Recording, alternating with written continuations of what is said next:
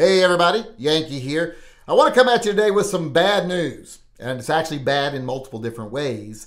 But House Bill 2118 in the state of Washington, the Kill the FFL bill, has passed out of committee with no amendments. They asked for potential amendments from retailers, manufacturers of firearms in the state, but then just disregarded all of them and went with the Bloomberg-approved verbiage of the bill. And it is now going to go be voted on. And it is most likely going to pass, probably only like a 99% chance, but it's going to pass. And the reason is the politicians in Washington are completely bought and paid for by the leftist big money organizations like Bloomberg. That's how they make their money. That's how they get their campaign money. So they write anything Everytown for gun safety or Bloomberg gives to them. They put it right into effect. We have to fight it in court.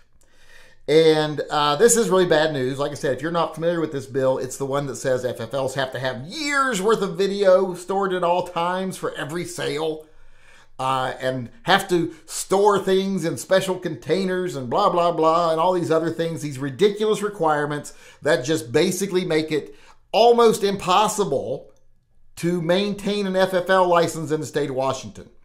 Even the really big stores are going to have a problem with this. I'm guaranteeing you right now, a lot of big box stores, if this goes into effect, will just quit carrying guns because it'll be too much issue, too much problem, too many things could potentially go wrong.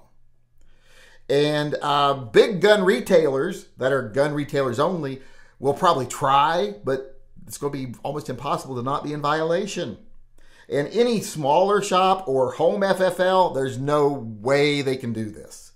They'll just have to surrender their license. And that's the whole point of this bill. As I've been telling y'all for years now, they're not going to go door to door and confiscate guns, anything like that. They couldn't get away with that. What they're going to do is just cut guns off at the source, making it impossible to have local retailers.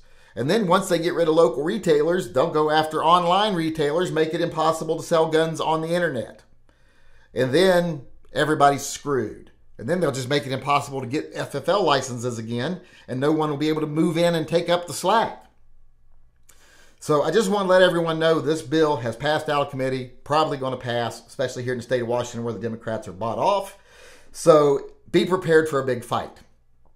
Now, the other way this is bad news is because nobody's fighting this. The retailers, everybody in the state of Washington, they've just basically laid down their guns and figuratively and given up. Because we've allowed people that are fear-mongering and divisive, etc., to be the leaders of our cause for so long, especially online, so many people are just like, well, everything's shit. Because when you're being told every day, everything's horrible and you're going to lose every right, why fight? What's the point? And that's what we're facing in the state of Washington right now. Even the people whose livelihood depends on it have given up.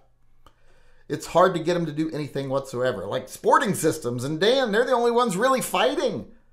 There's a couple of other gun groups and gun stores in the state of Washington that are lending their voice, but the vast majority of them didn't want to bother testifying, didn't want to bother writing letters, didn't want to do anything because they said it just doesn't matter.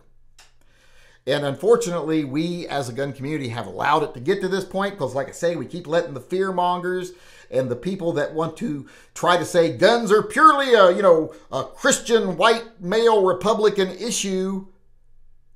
And if you're not those things, you're wrong and you're the enemy of the gun community.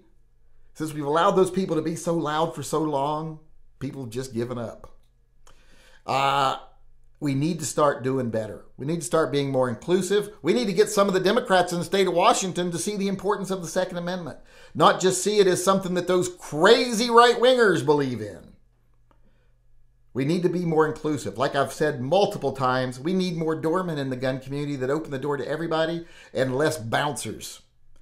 So many people in the gun community think that they're the bouncer, that they're there to keep out the riffraff and the wrong people.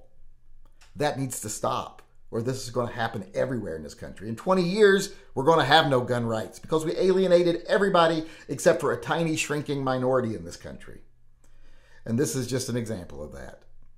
So wanted to let everyone know it's out of committee. It's going to be voted on. It's likely going to be passed. It is going to face some very stiff court scrutiny and some very stiff opposition. And I'm still optimistic that we will be able to win in court. But how much damage will it do beforehand? How many FFLs will be run out of business? And like I said, that's their goal. This is not called the Kill the FFL bill for nothing.